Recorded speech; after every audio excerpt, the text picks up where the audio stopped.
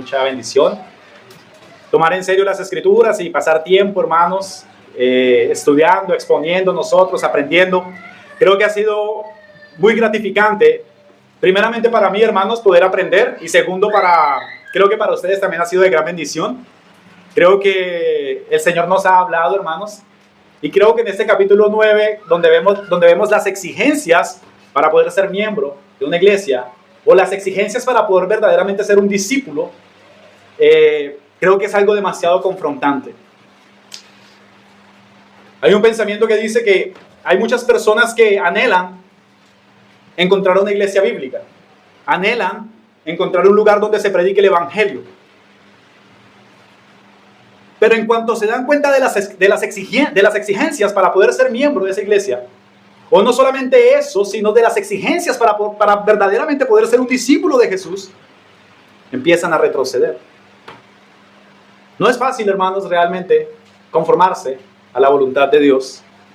No es fácil renunciar a nosotros y pensar en las cosas eternas, porque lamentablemente tenemos mentes muy pequeñas y mentes que solamente están enfocadas en este mundo. Solamente pensamos en este mundo. Y eso es lamentable, hermanos, porque el meditar y el solamente estar pensando en este mundo, hermanos, no nos hace poder mirar verdaderamente aquellas cosas que son eternas y que duran para siempre. Lamentablemente, hermanos, debo decirles que el evangelio de la prosperidad ha hecho tanto daño, hermanos, que cuando se exponen verdades de la Escritura, incluso hermanos que son sinceros, que amamos, pueden molestarse con estas verdades. ¿Por qué? Porque en otro lugar donde estuvieron años atrás, pueden ser hermanos que tienen 30, 40 años en el evangelio, pero en otro lugar les dijeron cosas y les prometieron un reino en este mundo. Entonces, cuando vienen a las verdades de las Escrituras y se dan cuenta que ni siquiera el Señor afirmó que este mundo era suyo, ni su reino pertenecía a este mundo, puede haber, digamos, en cierta manera una desilusión. Hoy vamos a ver, hermanos, cómo el Señor, después de haber puesto tan alto, digamos, las exigencias o el estándar que necesita un discípulo, y donde muchos discípulos de Él como que se preguntaron: wow, Señor, ¿nos vas a hacer morir en la cruz? Luego el Señor les va a mostrar hoy, como titula el sermón, un resplandor de su gloria. El Señor va a resplandecer y el Señor les va a mostrar el motivo por el cual ellos deben morir de la forma en como Él les manda a morir. Ahora, ¿cómo murieron los apóstoles? Todos murieron en situaciones bastante complicadas. Muchos crucificados, otros decapitados, otros quemados, otros traspasados por espadas. Y hubo solamente uno que estuvo hasta viejito en una isla, que es el apóstol Juan, que la tradición y la iglesia siempre ha afirmado que es el escritor del libro de las Revelaciones, Apocalipsis. Pero, hermano, verdaderamente es una bendición poder ver esto, y yo creo que hoy va a haber un descanso en ustedes. Creo que hoy vamos a entender algo diferente respecto al motivo por el cual nosotros debemos hacer lo que debemos hacer y por qué las exigencias son tan elevadas en la fe cristiana. Un resplandor de su gloria, un resplandor de la gloria de Dios. Verso 28 al 36, vamos a estar meditando el día de hoy. Verso 28 al 36. Este pasaje se le conoce históricamente, y muy seguramente ustedes han estado por años expuestos a esta enseñanza, que se conoce como la transfiguración. La transfiguración. Y al parecer, hermanos, cuando leemos la transfiguración en casa, tal vez lo hacemos con tanta rapidez que quizás no se puedan encontrar muchos componentes importantes. Pero les digo, hermanos, que esto tiene una profundidad muy, muy, muy grande. Todo lo que sucede aquí, hermanos, tiene una razón de ser, tiene un motivo de ser. Y fue escrito para nuestro beneficio, y hoy lo vamos a descubrir juntos. Verso 28. ¿Lo tienen todos, hermanos? Amén. Aconteció como 8 días después de estas palabras, que tomó a Pedro, a Juan y a Jacobo y subió al monte a orar. Y entre tanto que oraba, la apariencia de su rostro se hizo otra, y su vestido blanco resplandeciente. Y he aquí 2 varones que hablaban con él, los cuales eran Moisés y Elías, quienes aparecieron rodeados de gloria y hablaban de su partida, que iba Jesús a cumplir en Jerusalén. Y Pedro y los que con él estaban, rendidos de sueño, mas permanecieron despiertos. Vieron la gloria de Jesús y a los dos varones que estaban con él. Y sucedió que apartándose ellos de él, Pedro dijo a Jesús: Maestro, bueno es para nosotros que estemos aquí y que hagamos 3 enramadas, una para ti, una para Moisés y una para Elías, no sabiendo lo que decía. Mientras él decía esto, vino una nube que los cubrió y tuvieron temor, y al entrar en la nube, y vino una voz que desde la nube que decía: Este es mi Hijo amado, a él oíd. Y cuando cesó la voz, Jesús fue hallado solo, y ellos callaron, y por aquellos días no dijeron nada a nadie de lo que habían visto. Amén. Oremos. Padre, tu palabra, Señor, es suficiente. Y no necesitamos, Señor, agregar nada a ella. Tu palabra es suficiente para darle vida a nuestros huesos secos. Tú nos has levantado de la muerte, Señor, de la muerte espiritual, cuando no teníamos afectos algunos por ti, Señor, y éramos tus enemigos. La palabra tuya fue suficiente para darnos vida. Pero, Señor, soy consciente de que aquí hay algunos que están muertos todavía y necesitan vivir. Ten a bien, Señor Padre, salvarlos a través de esta palabra, Señor. No por mí, Señor, que la voy a exponer, sino por ti, que eres todopoderoso. Usa, Señor, tu palabra para que los huesos secos y los corazones que solamente palpitan, Señor, por las cosas de este mundo, puedan resucitar, Señor, y palpitar por tu reino. Señor, sálvanos, Padre, salva a esta congregación y a los que en ella están. Habla, Señor, y permítenos en esta mañana ver un resplandor de tu gloria. En Cristo Jesús, Señor. Amén y amén. Hermanos, hay algo muy interesante en el pasaje, y creo que vamos a estar viendo esto a la luz del contexto del capítulo 9, y vamos a estar viendo, por ejemplo, lo que Pedro dijo en el verso 20, y Pedro ha dicho algo muy interesante, y Pedro ha dicho que Él es el Mesías, el Cristo. Cuando el Señor Jesús estaba orando con ellos, y particularmente vamos a estar viendo esto, y es de que Lucas, hermanos, generalmente habla de la oración. Y Lucas está hablando generalmente de que estaban orando, de que estaban yendo a orar, de que cuando fueron al monte oraban. Cuando el Señor le pregunta: ¿quién cree la gente que soy yo?, Pedro se levanta y dice: tú eres el Cristo. Tú eres el Cristo, tú eres el Mesías. Hermanos, esto tiene una conexión exacta con lo que vamos a ver el día de hoy, con este resplandor de la gloria de Dios. Hermanos, el cristiano que ha podido conocer a Cristo, de alguna manera ha podido ver el resplandor de la gloria de Dios en Cristo. Ustedes se han dado cuenta, hermanos, que en la historia de la iglesia, o en los cuadros de la historia de la iglesia, hubo un tiempo que por un año tuve a Lucas ahí detrás del fondo, en el fondo estaba Lucas. Algunos hermanos se acercaban: ¿quién es el hombre que está ahí detrás de las letras, hermano? ¿Por qué tiene ese hombre? Y aparecía Lucas con una aureola amarilla detrás, ¿verdad? ¿Saben por qué los santos fueron pintados de esa manera? Porque la gente que conoce a Cristo verdaderamente nunca vuelve a ser igual. Entonces, de cierta manera, hay una gracia especial en ellos. Y eso es lo que debe de haber en cada creyente verdaderamente. Esa luz diferente. Esa luz que hace que la persona que ha creído en Cristo sea diferente. Hay una luz, un resplandor. Ustedes saben que en muchas congregaciones, hermanos, no bautistas reformadas, en muchas congregaciones hay necesidades de pastores. Y entonces las iglesias, o sea, los miembros de esas iglesias buscan candidatos para que puedan ser sus pastores. Entonces se hacen convenciones o se hacen asambleas en las cuales van candidatos que han salido de los seminarios a presentarse a esas congregaciones. Y entonces las congregaciones lo que hacen es evaluar a esos hermanos para que esos hermanos puedan venir a ser sus pastores, a los que les agraden, ¿sí? Entonces se hace un pacto ahí entre la iglesia y esos hermanos. En el entendimiento bautista reformado no creemos en esa manera de escoger los ancianos de la iglesia, pero en muchas denominaciones, y puedo decir que muchas denominaciones que también predican muchas cosas correctas, hermanos, hacen de esta manera. El hecho, hermanos, es que un día se hizo una asamblea de estas y había un hermano allí muy amado por Dios, y un hermano que se le veía una gracia de Dios enorme, y este hermano entonces expuso la palabra de Dios frente a todas estas personas, y resulta que todas las iglesias allí presentes querían que ese hermano fuera el pastor de la iglesia. Entonces encontramos, hermanos, que hay personas que verdaderamente han tenido un contacto con Dios o han visto de cierta manera un resplandor de la gloria de Dios, y entonces nunca han vuelto a ser los mismos.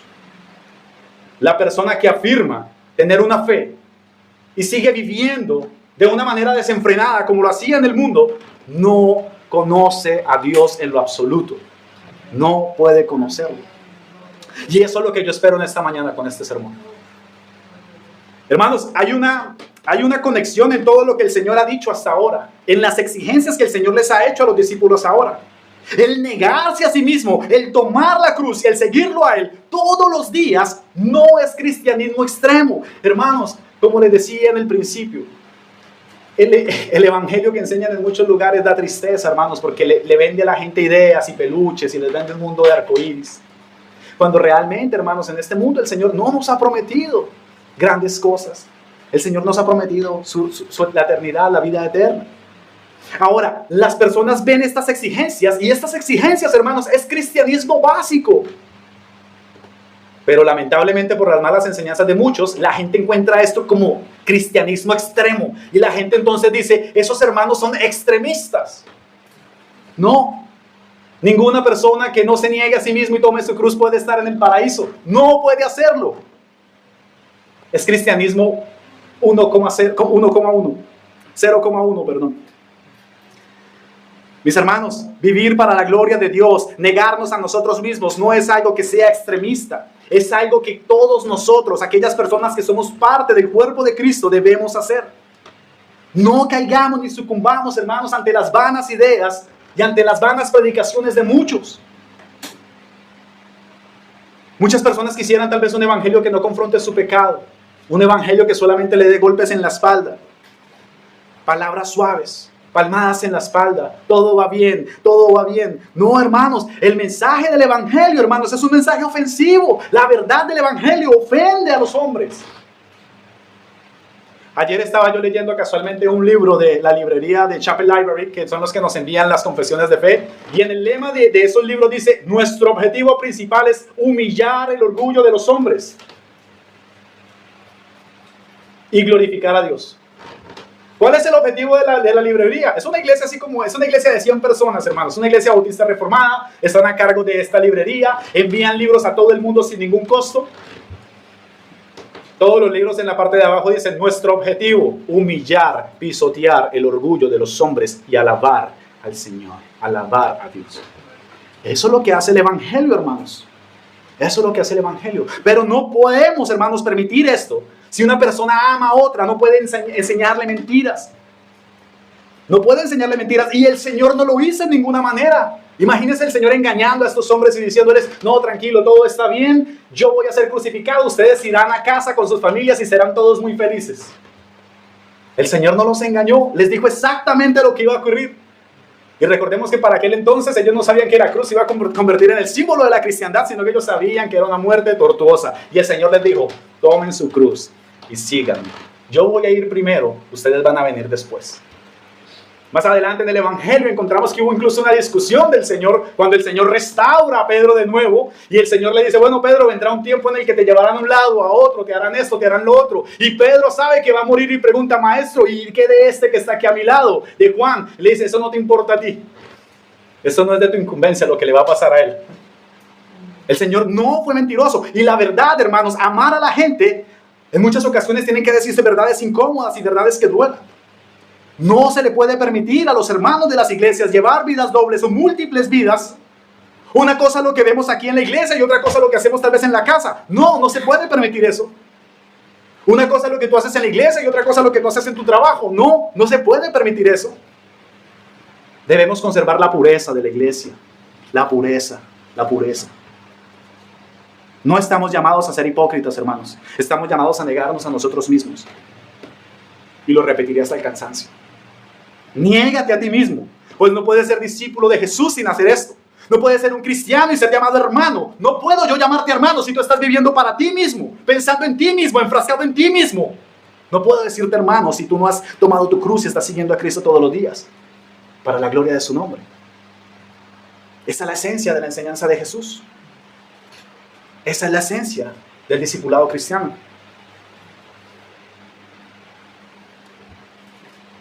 Estuvimos viendo hace 8 días, decía, porque el que se avergonzara de mí y de mis palabras, de este se avergonzará el Hijo del Hombre cuando venga en su gloria y en la del Padre y de los santos ángeles. Vimos la cantidad, hermanos, de aplicaciones que contiene esto. la cantidad de cosas. No debemos negar al Señor en ningún momento. No debemos ser de un doblez aquí, de un doblez allá. Bueno, en la iglesia sí soy una apologeta, hablo de doctrinas, hablo de cosas, pero en mi trabajo nadie sabe que soy cristiano. Voy donde la familia mía, que no son cristianos, allí niego al Señor. Allí la gente se burla de la fe, yo guardo silencio porque quiero agradarlos a ellos, porque no los quiero hacer pasar un momento incómodo. Vivimos todo el tiempo pensando en no incomodar a la gente, y a la gente nunca piensa en cómo están incomodando a Dios. La gente nunca piensa en cómo están verdaderamente despertando la ira de Dios. Y nosotros como cobardes pensando en no molestar a las personas, en que no se sientan incómodas. No lo voy a hacer porque es que se va a molestar. No puedes hacer eso. Debes verdaderamente llevar tu cruz, y llevar tu cruz implica esto, y no rehusarte a obedecer lo que el Señor está diciendo. Prácticamente, hermanos, si leen el verso 23 y el 26, lo que el Señor está diciendo es que el que se avergüenza es aquel que duda de negarse a sí mismo, el que no lo hace realmente.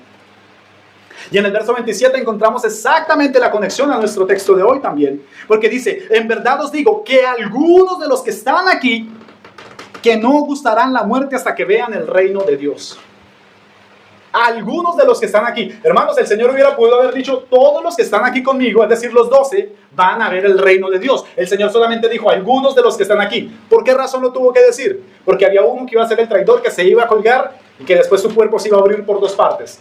Judas, el traidor. Bien, no lo podía decir por él, ¿verdad? Y segundo, porque en el texto a continuación, el día de hoy que estamos estudiando, solamente al círculo de los 3 más cercanos se les permitió ver la transfiguración. Nosotros, cuando estuvimos meditando en 12 hombres comunes y corrientes, duramos un estudio de muchos meses estudiando los apóstoles. Vimos, hermanos, que incluso el Señor Jesús tuvo a su círculo más íntimo. En una iglesia como esta, a pesar de que somos pocos, hermanos, hay hermanos que tenemos unos vínculos más profundos con otros. Es imposible tener vínculos profundos con todos. Debemos tener una hermandad sincera y verdadera y honesta con todos, pero no con todos vamos a poder compaginar en la misma medida. Cristo exactamente tuvo lo mismo, hermano, y por eso en la transfiguración llama solamente a 3 de esos discípulos más cercanos a orar en el monte. A orar en el monte. Muy probablemente, hermanos, después de todo esto que el Señor les había dicho, ellos tenían miedo. Había podido generar temor en ellos. El Señor les había dicho que Él iba a morir crucificado y que de la misma forma como Él iba a padecer, ellos también debían hacerlo. De tal manera que muchos pudieron temer, y siguiendo de estas palabras, hermanos, tal vez pudieron tener miedo de dudar de Él, de seguirlo a Él y empezar a avergonzarse, empezar a dudar: ¿será que sí lo hago? ¿Será que no lo hago? Y lo que sucede en este pasaje, hermanos, es la confirmación de lo mismo que Pedro estaba diciendo en el verso 20. Debían, hermanos, estos 3 hermanos, que más adelante en el libro de Hechos encontramos que son pilares de la iglesia, hermanos a los cuales se les consultaban cosas para ponerse de acuerdo, pudieran presenciar verdaderamente el reino de Dios, la gloria de Dios.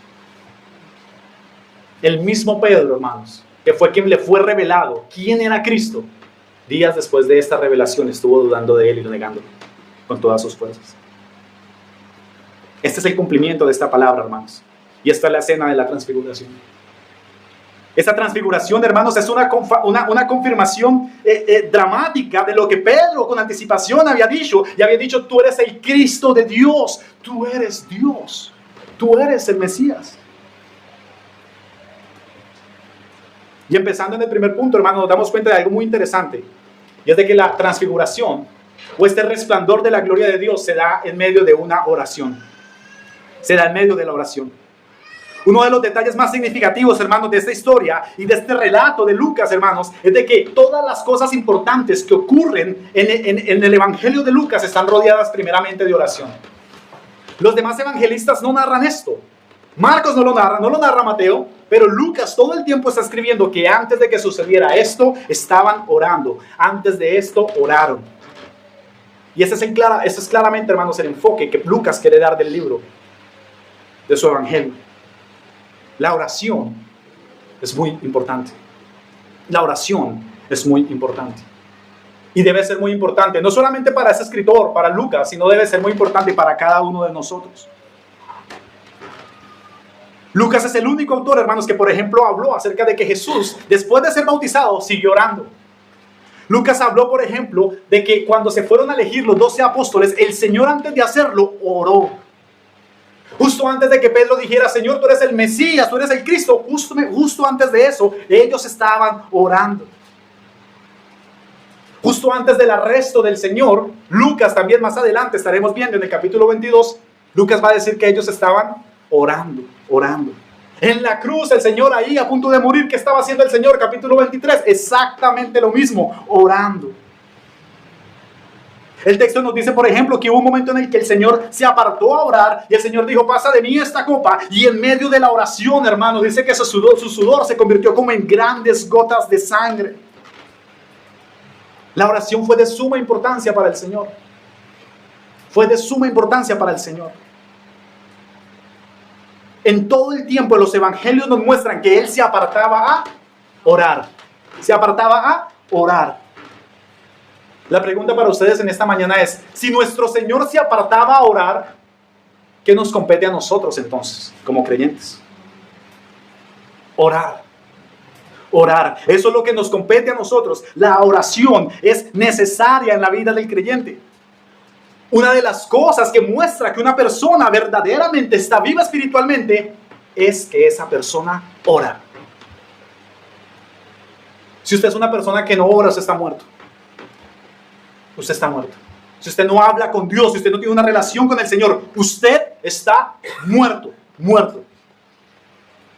Spurgeon dijo respecto al pasaje donde Pablo va detrás de los cristianos entrando a Damasco, el Señor lo deja ciego, lo tumba del caballo, él va y se mete en una casa, está allí durante algunos días, está orando, está ayunando. Y hay algo curioso en el texto y es de que el Señor contacta a un hombre de Dios que se llama Ananías. Y cuando el Señor le habla a Ananías y le dice, Ananías, levántate y ve a la calle que se llama a la derecha. Allí encontrarás un hombre que se llama Saulo. ¿Sabe qué es lo que dice el Señor a Ananías? He aquí, él ora.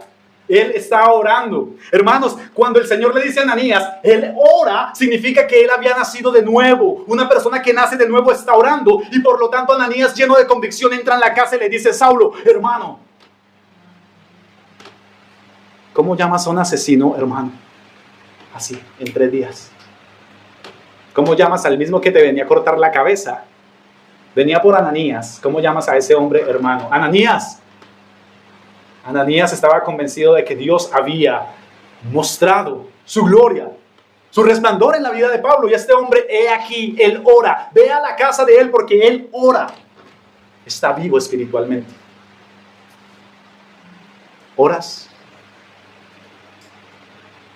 Hermano, ¿oras? ¿Oras? Es una buena señal si oras, porque demuestra que vives. Demuestra que estás vivo, que no estás muerto y que no has sucumbido ante este mundo. El estado espiritual de las personas se mide en su oración. El estado espiritual de las iglesias se mide por la cantidad de miembros que se reúnen a orar. Hermanos, nosotros queremos ver un despertar de Dios. Todos anhelan un avivamiento, todos anhelan que mucha gente crea, todos anhelamos que aquí en Suecia mucha gente crea en el Evangelio, crea en las verdades de las Escrituras, en las doctrinas de la gracia. ¿Oras? ¿Pasas tiempo con Dios? Eso es un deber, un deber. Y por eso las reuniones de oración, los miembros tienen el deber de estar ahí reunidos, orando. El deber de reunirnos a orar. Cuando a Spurgeon le preguntaban acerca de su ministerio y de por qué tantas personas venían a su iglesia y de por qué el tabernáculo se llenaba de esa manera tan tremenda, una vez fueron 2 estudiantes de un seminario, 2 jovencitos que estaban estudiando y le preguntaron, cuéntanos el secreto tuyo, ¿por qué razón esta iglesia crece tanto? Y entonces Spurgeon les dijo, vamos allí, les voy a mostrar la calefacción del edificio. Entró abajo un sótano y había más de 100 personas arrodilladas. Dijo, aquí se calienta el edificio. Aquí es donde pasan todas las cosas importantes. ¿Cómo haces para predicar así, Spurgeon? La gente ora por mí. La gente ora por mí. Y eso es lo que está haciendo el Señor con sus discípulos, tomándolos aparte, orando, orando. Hermanos, Él era Dios. En la facultad de hijo se sometió todo el tiempo a hacerlo, a orar. ¿Puedes pensar y decir que estás vivo hoy con seguridad porque tú oras? La importancia de la oración, hermanos, es que nos hace más sensibles a la voz de Dios. Si no hubieran orado, muy probablemente estas personas no hubieran podido ver el poder de Dios en esta reunión.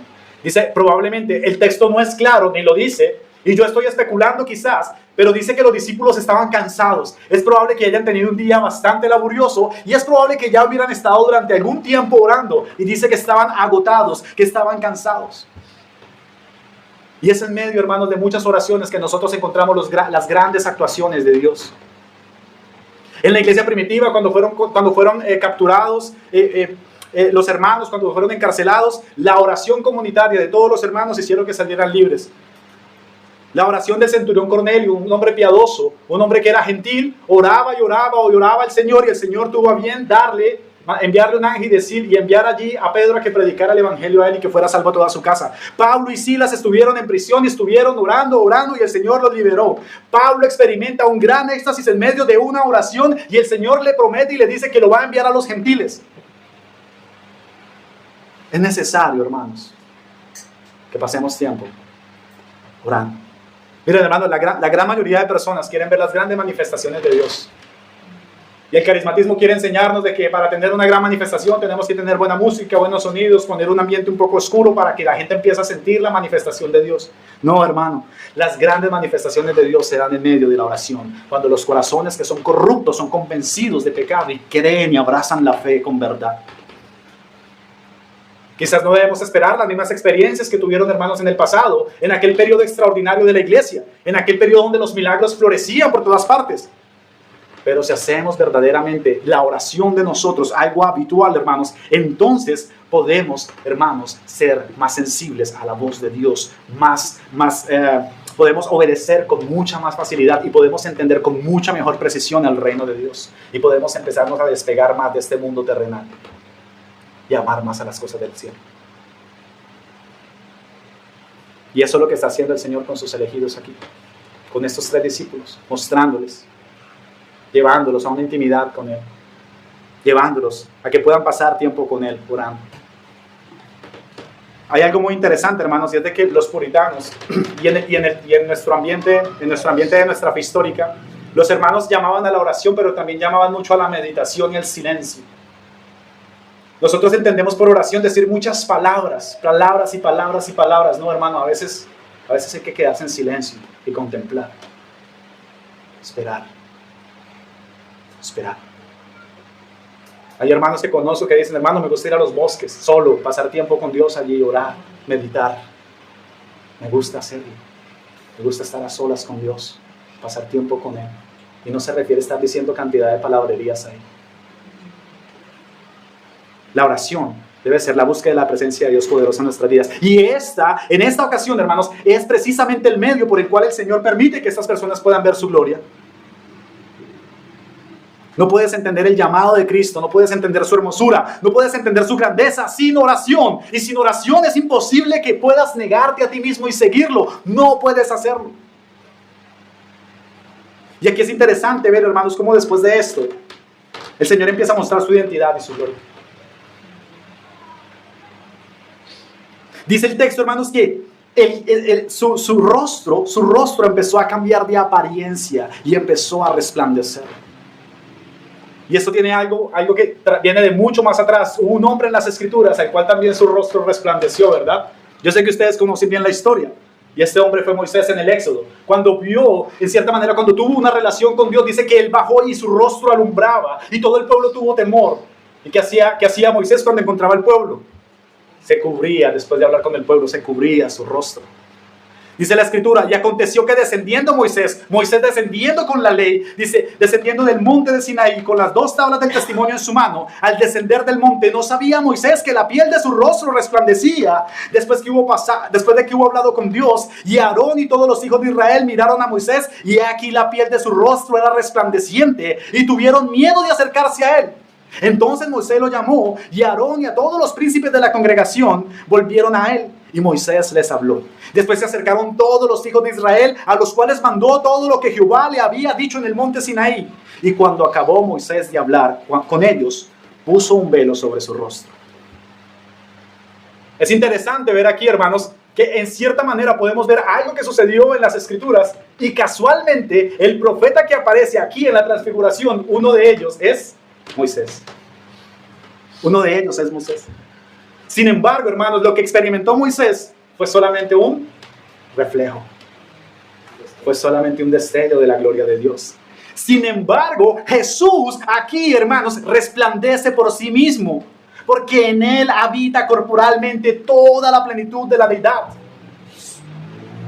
Por eso Juan, en el texto que leímos hoy, antes de empezar la predicación, Juan dice, y vimos su gloria, gloria como la del unigénito Hijo del Padre. Debido a esto, es lo que se está refiriendo Juan. Vieron su gloria, su plenitud, la deidad. Dice el texto ahí, hermanos, que no solamente cambió su rostro, y su rostro no solamente resplandeció, sino que además de eso, su propia ropa resplandecía. Y la traducción de la palabra en griego ahí que se usa, se dice deslumbrante. Su ropa era deslumbrante. Por eso hay una gran diferencia entre lo que ocurre con Moisés, que es un acto de verdad muy importante, al acto de lo que sucede con el Señor Jesús. Su rostro dice que cambió de apariencia. Pudieron ver en cierta manera el reino de Dios. Pudieron ver cómo lucía Él en la eternidad.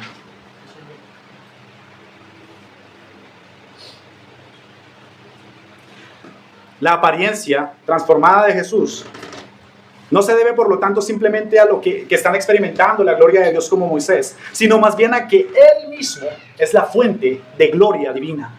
Él mismo es la fuente de toda gloria. Un comentarista decía que era sorprendente, hermanos, que se necesitaba mucho más poder para que el Señor Jesús se mantuviera en su apariencia normal humana que para evitar que mostrarse realmente como era. Todo el tiempo que el Señor estuvo en su ministerio terrenal, Él sostuvo su imagen de hombre. Se necesitaba poder para mantenerse bajo esa condición, siendo 100% hombre y siendo 100% Dios.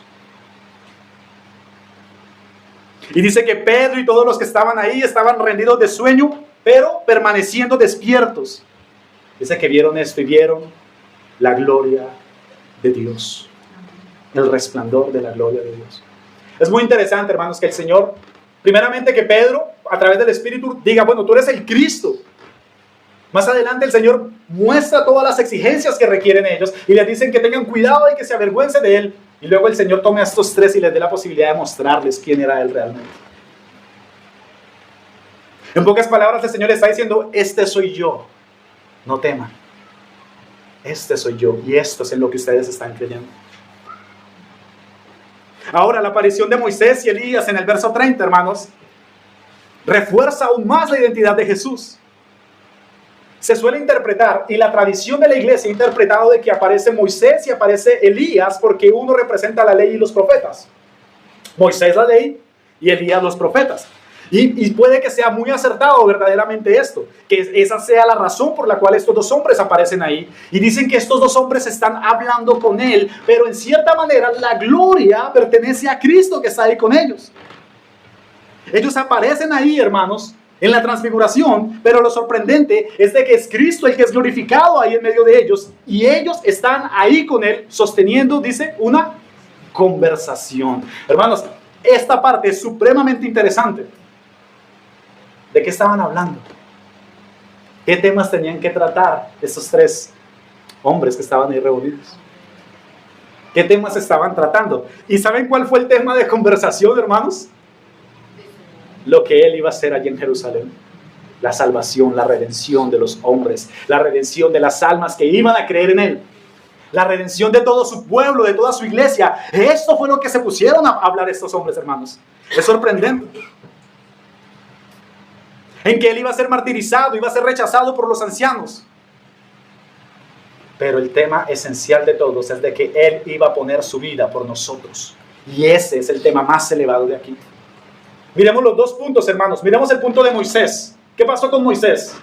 Un hombre usado por Dios, un hombre que sacó de esclavitud al pueblo de Israel, ¿sí? Pero ¿qué sucedió con él al final? No pudo entrar en Canaán, no pudo entrar en la tierra prometida, ¿verdad? Se le negó que entrara allí. ¿Qué pasó con Elías? Fue un profeta utilizado por el Señor, hizo milagros el Señor a través de Elías, y al final, ¿qué pasó con Elías? Cuando lo empezaron a perseguir, tuvo miedo.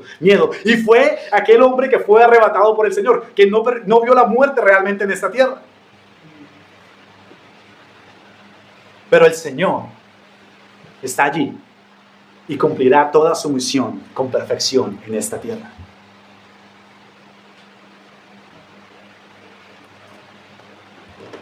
Lucas 24, hermanos. El 25 nos dice: entonces Él les dijo: oh insensatos y tardos de corazón para creer todo lo que los profetas han dicho. ¿No era necesario que el Cristo padeciera estas cosas y que entrara en la gloria, en su gloria?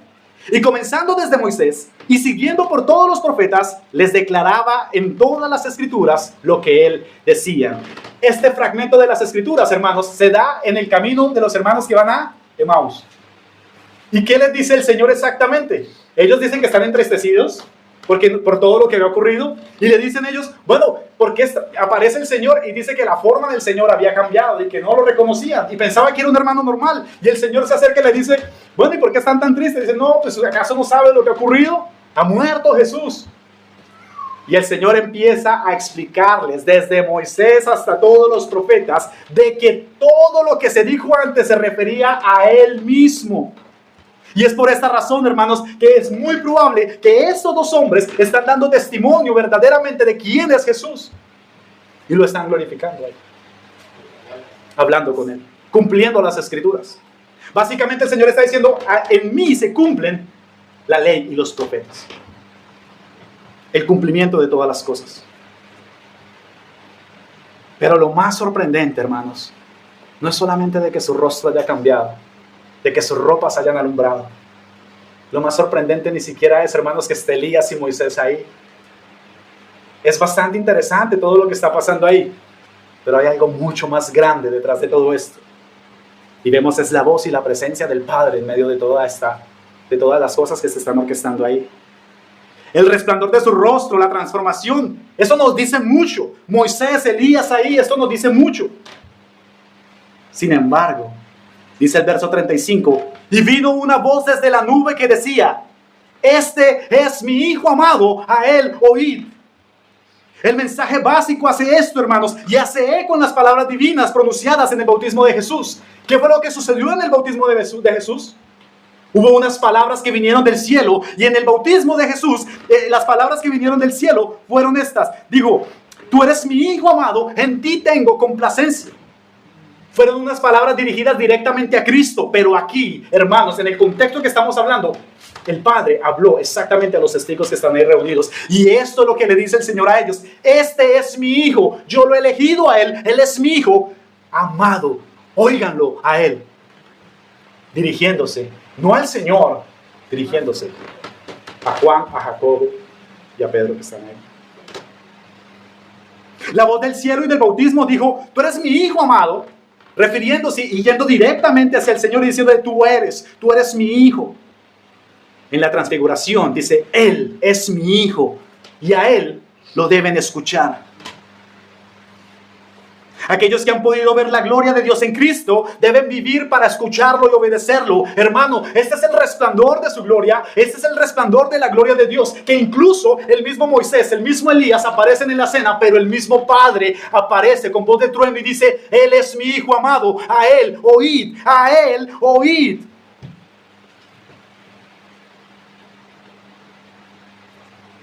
La voluntad del Padre, hermanos, es de que obedezcan al Hijo. Y esto se da en todo el contexto de negarse a sí mismo y tomar nuestra cruz y seguirlo cada uno. ¿Por qué debo negarme a mí mismo? ¿Y por qué debo tomar mi cruz en el contexto del capítulo 9? Es porque Él es el Hijo, Él es mi Hijo, a Él oíd, escúchenlo a Él, obedezcan lo que Él dice. Es por esa razón que aparecen estas palabras. Sí, son costosas las exigencias y sí es costoso el ser un discípulo de Cristo, pero miren lo que aparece aquí, miren lo que el Señor demanda de cada uno de nosotros. Las Escrituras nos muestran que resplandeció completamente y aparecen toda esta serie de evidencias. Pero detrás de todo aparece el Padre, confirmando una vez más que Él es el Hijo y que nosotros debemos escucharlo y obedecerlo. Los hombres más libres son los que han sido amados por Dios. Son los que viven para Él. Los hombres más libres son los que Cristo ha hecho libres del poder del pecado, libres del engaño, libres de maldad. Aquellos que han visto el resplandor de su gloria, hermanos, están libres del enojo y del resentimiento. Aquellos que obedecen al Padre, aquellos que obedecen verdaderamente lo que el Padre dijo, aquellos que han reconocido que Cristo es el Hijo y que lo escuchan a Él. Estos son los hombres verdaderamente libres. Mi hermano, mira afuera. Mira por esa ventana. Ve a todas las personas que se han negado a sí mismos aquí adentro y compara con la gente que está allá afuera. Compáralos con aquellas personas que no han tomado su cruz. Míralos. Esclavos. Esclavos de sus pecados. Esclavos de sus vicios. Esclavos de la ira. Esclavos de la vanagloria. Son esclavos de su propio ser. Esclavos de sus malos deseos. Muertos, están muertos espiritualmente. No hay afectos para con Dios en sus propios corazones. Un mensaje como este, para la gente de afuera es una locura. Pero para nosotros, es una bendición del cielo. Pero tú que te has negado a ti mismo, tú que has podido creer en Jesús y ver en Él el resplandor de la gloria de Dios, tú que has entendido que Él es la fuente de la vida eterna, Tú que has entendido que Él es el único camino al Padre. Tú eres el ser más libre sobre la tierra. Aunque aquí seas un esclavo de Él para siempre. Los hombres que son esclavos de Cristo somos los más libres de todos. Estamos en busca del bien. Vamos en dirección de la vida eterna. Caminas con un poco de equipaje por este mundo. Tu equipaje realmente no pesa mucho. Tú caminas con ligereza. Te mueves bien. Tus afectos, tus sentimientos, tus pensamientos no están enfocados aquí. Tú has entendido el Evangelio y te estás negando todos los días a ti mismo. Te aguarda la vida eterna, mi hermano. Has entendido que no perteneces aquí y de que este mundo no es nuestro. Los hombres que son esclavos de Cristo han experimentado la regeneración y su proceso de santificación está avanzando. Se sienten amados y cada vez que pecan se sienten perdonados. Viven con un deseo profundo de escuchar a Cristo y de obedecerlo. Viven obedeciendo estas palabras que el Padre dijo de su Hijo. Él es mi Hijo, a Él escuchad, obedecerlo a Él. Hoy hay un resplandor de la gloria de Dios en este texto. Mira su gloria, mira su resplendor, mira cómo Moisés y Elías lo visitan, mira cómo ellos discuten lo que Cristo va a hacer, mira cómo la nube los envuelve con poder y escucha detallada y cuidadosamente estas palabras. Este es mi Hijo amado, a Él oíd. Hay tantas palabras a tu alrededor. Tú que no has creído en Cristo. Hay tantas palabras a tu alrededor, tanta gente hablando. Tantas cosas diciéndote cosas en tu cabeza que tienes que hacer y que no tienes que hacer. Hay tanta basura contaminándote todo el tiempo. Cosas que te llevan a la perdición, cosas que te llevan a la muerte espiritual.